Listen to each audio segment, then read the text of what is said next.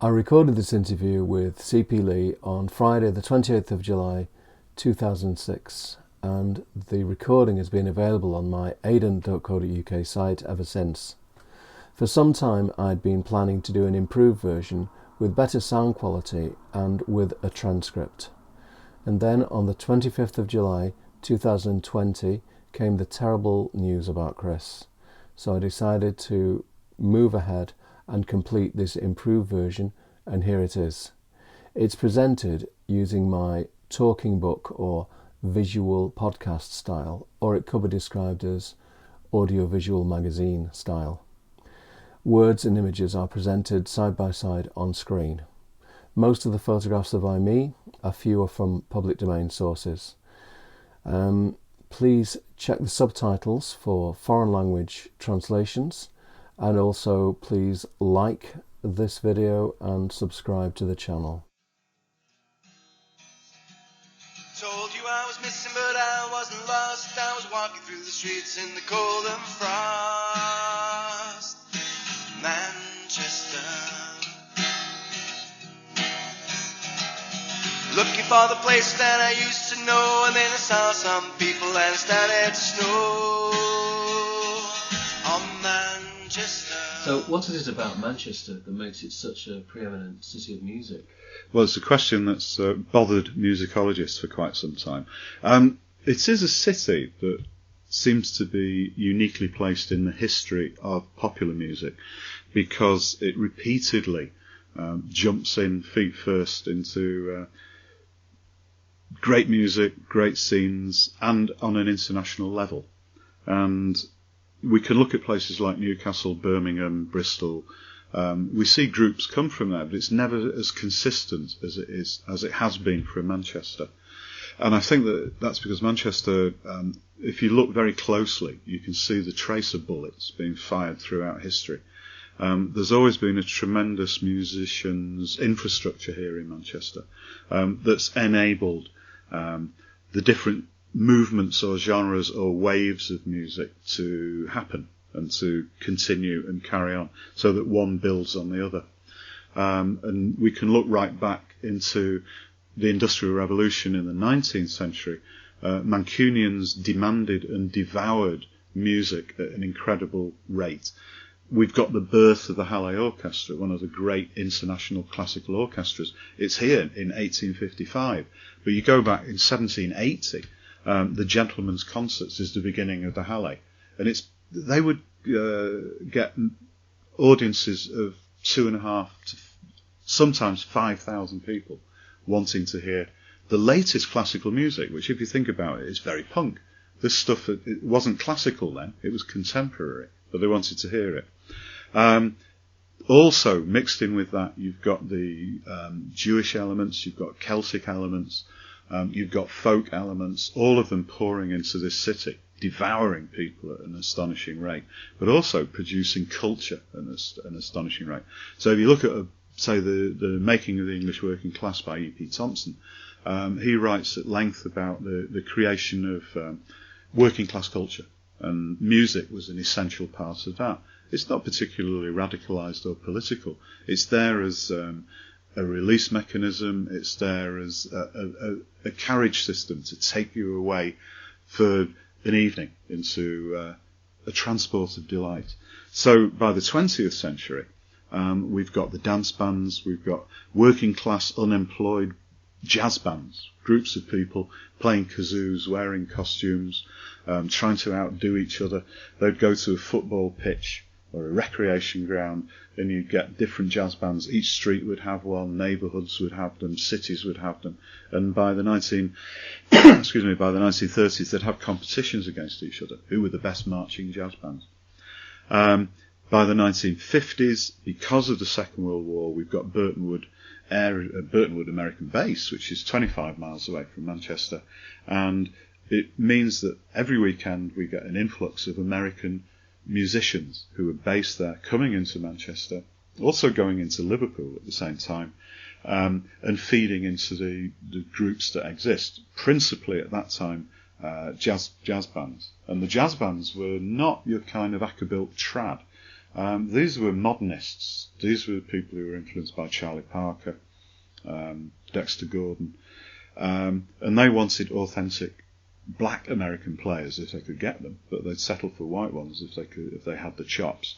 A great interest began in Manchester to trace jazz back to its roots, and those roots come from folk blues, from whatever.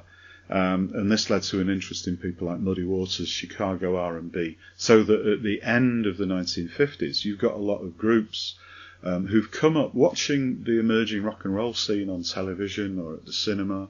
They've come through skiffle, so they've got instruments, they can play them, but the music that's been developed is beat music, which essentially is a kind of white English version of R&B, but it's music with a beat, it's music for dancing to. And we get, by 1964, we can find over 200 beat clubs in the greater Manchester area. Some have come, some have gone, some are there for the whole period. But it's an astonishing amount of beat clubs. Now, this mirrors what's going on in Liverpool at the same time with what is known as Mersey beat. Again, the word beat races up there. But we get this strange separation. At one time, both scenes were mutually symbiotic. It's only 30 miles away. You've got the East Lancs Road. In the early 60s, groups from each city would be passing one another on the East Lancs, waving to one another, playing each other's gigs, going backwards and forwards.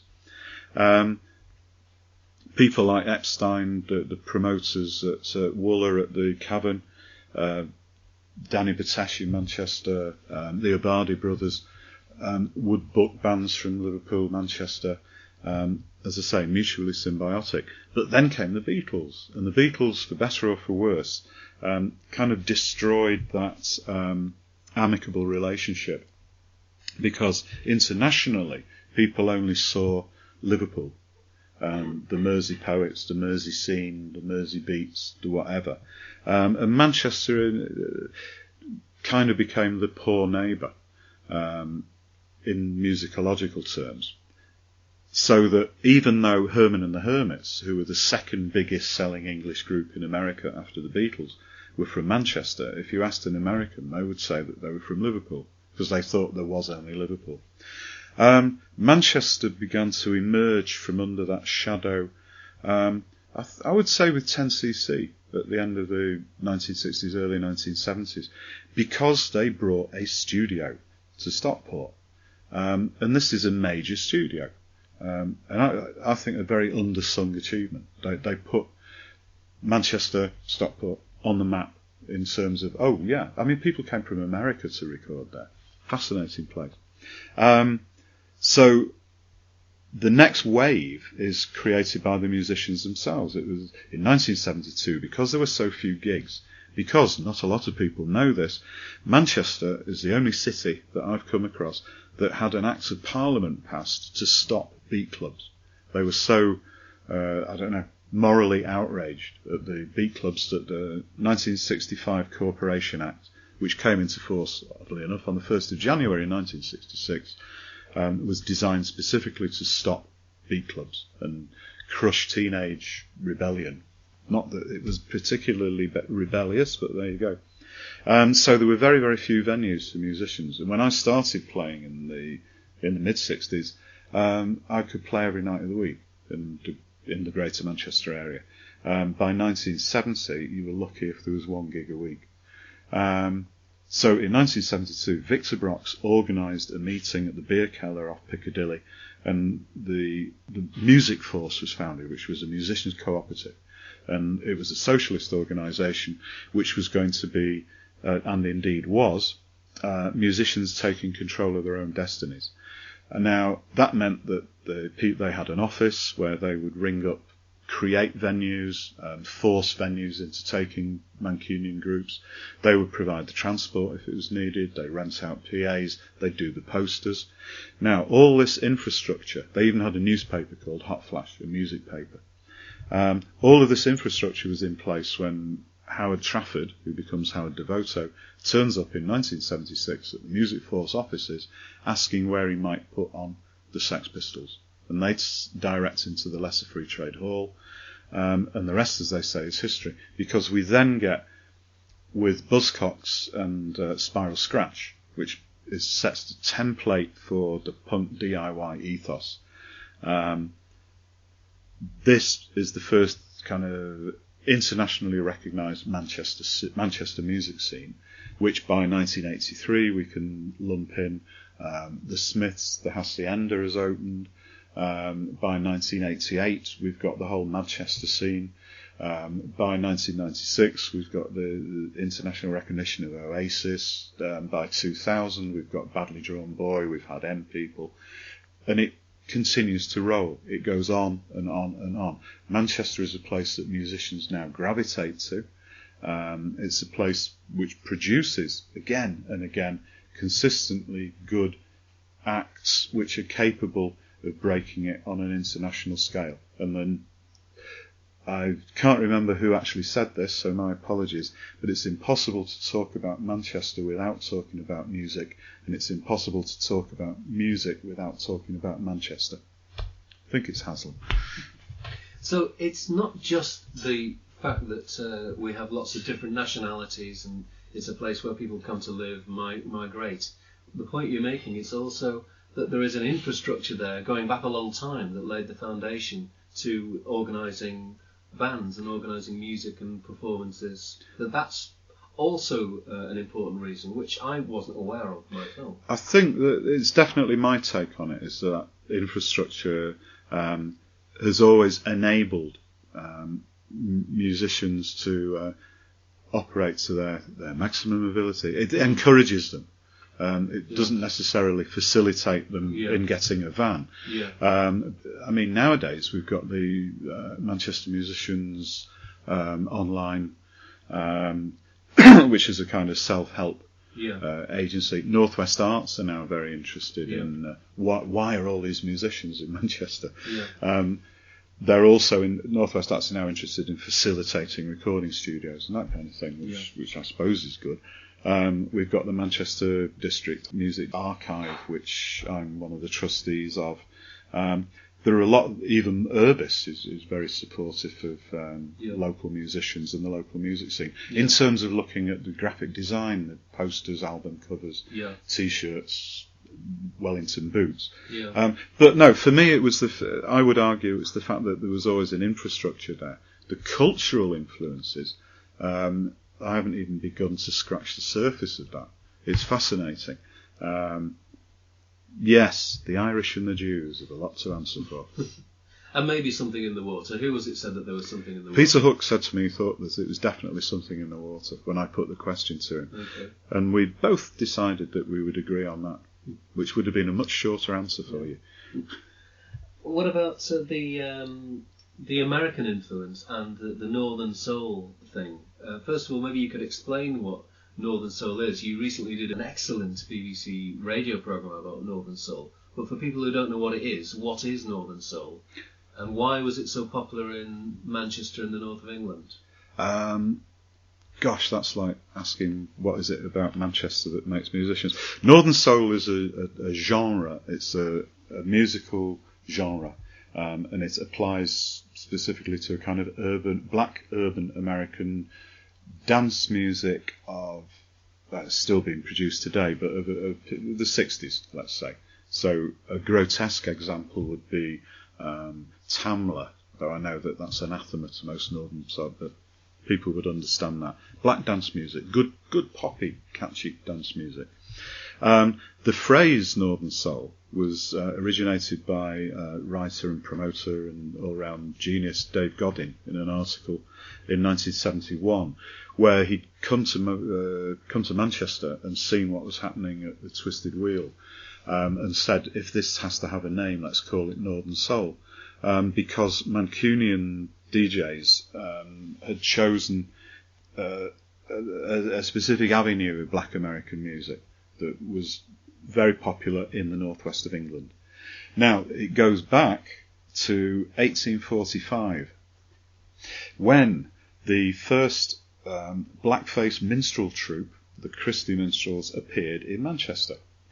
Now, this might sound quite bizarre, but it began a fascination with black American music. The blackface minstrels were playing an approximation of black American music.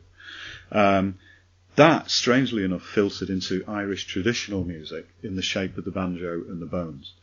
They saw them in Dublin, and within 10 years, people were playing banjos in pubs in Dublin and Galway and what have you, and the bones, which are free if you've killed a cow. So, the people in Manchester developed it. They loved it. They couldn't get enough of this kind of entertainment, and they came back again and again throughout the 19th century.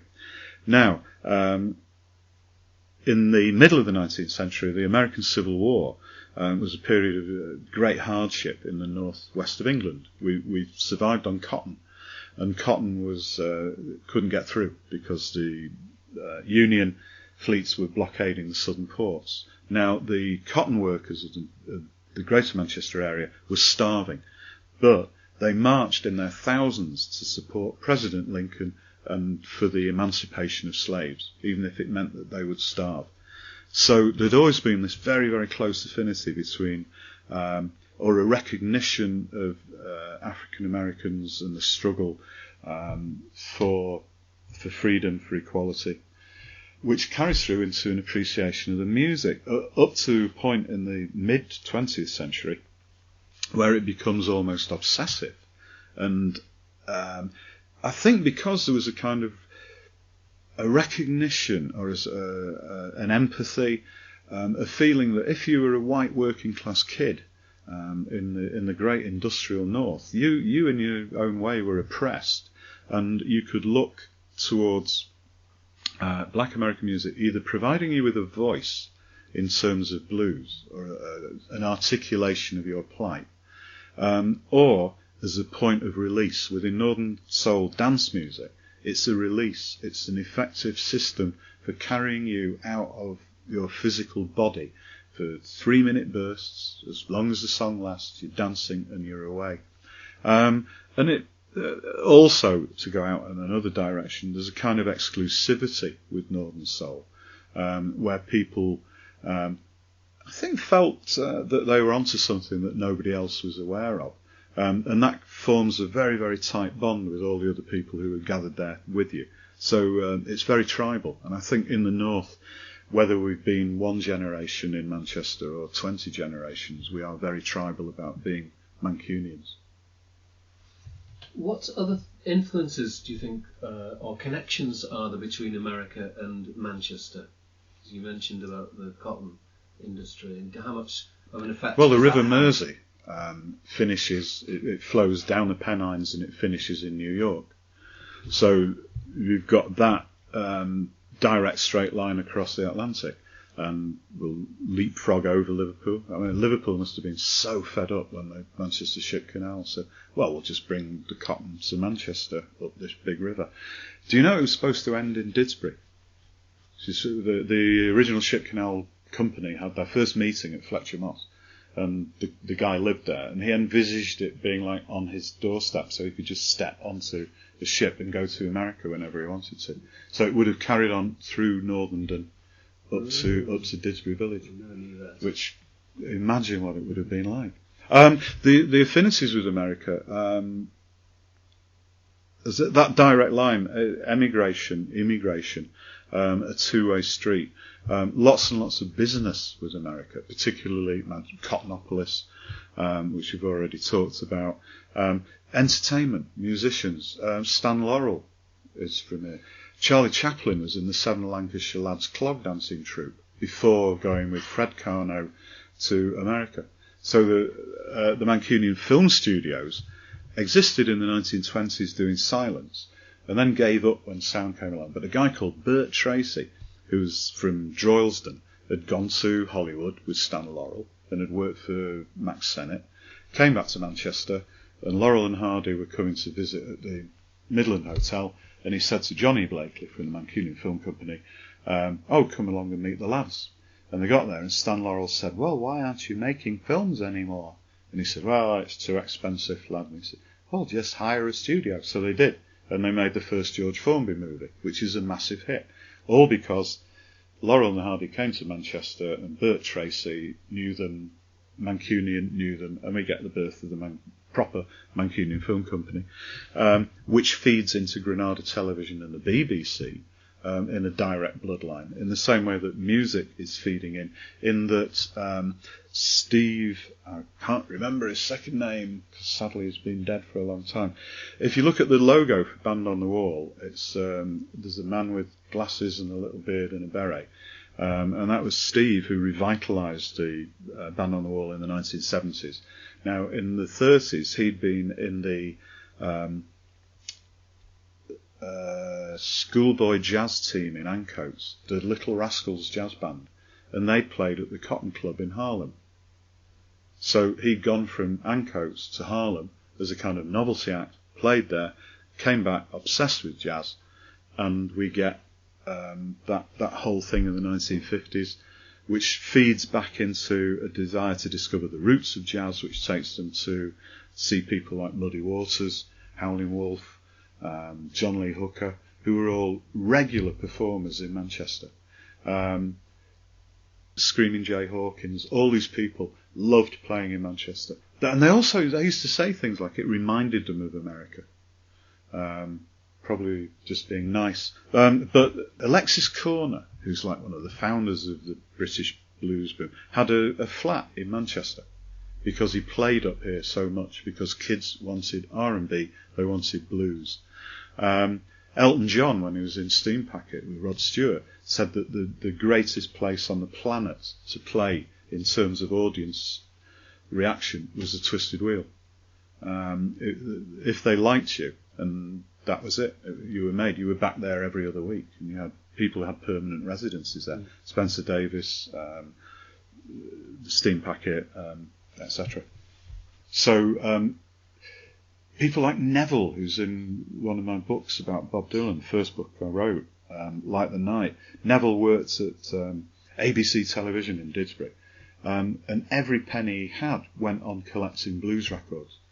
And he couldn't believe it one night when Spencer Davis said, "Oh, we need somewhere to stay for the night." And he said, "You can stay at my house." And he lived in a council house in Wythenshawe with his mum. But he took Spencer Davis Group back, and he had a reel-to-reel tape recorder, and they just sat in his front room all night and played blues for him. And you hear stories about kids in back-to-back terraced houses in the 1970s with lino on the floor, paying 50 quid for a single because they're that obsessed with the ownership of that authenticity, of that belonging. I'm out of the loop in a way now, but I don't know if there's still quite that same obsession with the authenticity and how house music pans out into black dance music. Is Kenny Dope Gonzalez a black New York DJ or a white New York DJ? I wouldn't know. But for years and years and years, the white working class kids in the northwest of England were very, very obsessive and very, very possessive about blues music because they had an affinity for it and they had a recognition of it. I think I understand a bit more now, actually, from what you've been saying about why it is that Manchester has just got this sort of magic, what I'd call magic about it in terms of music. But you've really just scratched the surface. You've written, how many books have you written on music? Well, I've written specifically. Have published 3 books, and one on Bob Dylan's films, which we'll forget about, even though it's very good. But the first one was about Bob Dylan playing at the Manchester Free Trade Hall in 1966, which is a very pivotal moment for music generally. And what's that book called? That's called Like the Night, and in a sense, it was the pivotal moment of the documentary last year, the Scorsese documentary, The Judas Shout. And it's one of the great climactic moments in music history. Now, the most important book relevant to this is Shake, Rattle and Rain, which is a history of popular music in Manchester from 1955 to 95. And if I only had the wherewithal, I would write Shake, Rattle and Rain 2, which would be the history of popular music 1855 to 1995. Because I just keep discovering more and more about it all the time, and how they all interlink. And just as a little aside, tell me about a few of the famous musicians that you've interviewed. Which So who are the most famous musicians? Maybe Manchester or maybe other ones. Well, met or interviewed in my time. I met Jimi Hendrix, Pete Townsend. It's very hard to remember now. Everybody, because I was a professional musician for years and years. And the name of the band that you played in? Well, the first band was Greasy Bear. Then the next band was the Albertos, or Alberto Illustrates Paranoias. And we played our way around Europe and did the obligatory bit of America. But in terms of interviews for the book, I got hold of as many people as I possibly could. So Peter Hook, Clint Boone, Pete Farrow is like an old Beat Group member. Yes, he is old. Yes, so he's an old Beat Group member.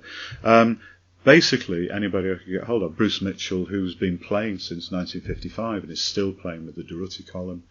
Vinnie Riley, Ed Banger, Howard Devoto, Pete Shelley, but then also other people like Richard Boone, who is essential to the history of Manchester music. He ran New Hormones, which was Buzzcock's management company, but they also facilitated Linda Sterling and John Savage. At the moment, I'm compiling a list of people who are to do with Manchester music, not musicians per se, but people, because they get neglected. And many of them are still around. Many, but most people wouldn't know who they were. No. And yet they're enormously influential. Very, very influential. Can you give me an example of one of these influential people that you would see around? Well, if you were in Stoke Newington, you'd see Richard. In Manchester, you can find Tosh Ryan. Tosh Ryan. Tosh. Now, what would we say about Tosh? I mean, the founder of Rabid Records. He was a jazz saxophonist in the 1950s. In the 1960s, played with the Victor Brock's Blues Train. Had also played with John Mayall. Was a founder member of Music Force in 1972. Founded Rabid Records in 1977.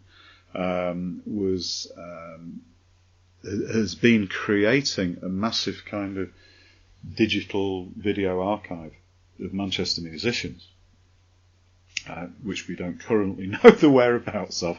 He's misplaced it. But he was trying to interview every single musician he could get hold of.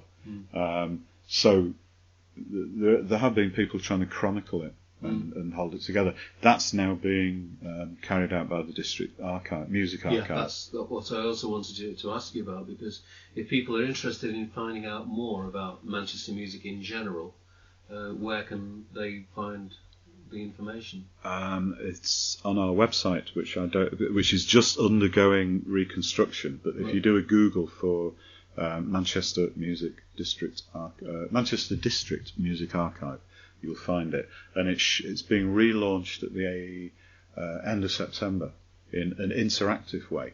So what we want people to do is, it's a bit like Wikipedia, in that you can access the information we have and you can add your own information to it. And we don't just want Jeff Davis, who played bass guitar in the Rattlesnakes or the Denton Boomerangs.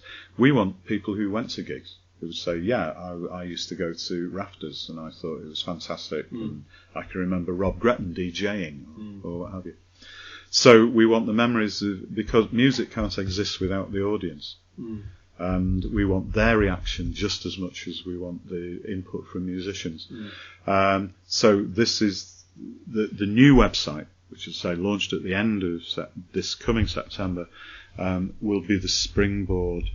It'll be kind of virtual museum, which is the springboard towards us hopefully opening up the actual physical premises. Okay, well, that was a fascinating little session there, scratching the surface of a fascinating subject, so thank you very much. Thank you very much. The Manchester Digital Music Archive was founded by C.P. Lee and others in 2003. If you have any memories of him, or of any other music personalities from Manchester, please share them by going to www.mdmarchive.co.uk.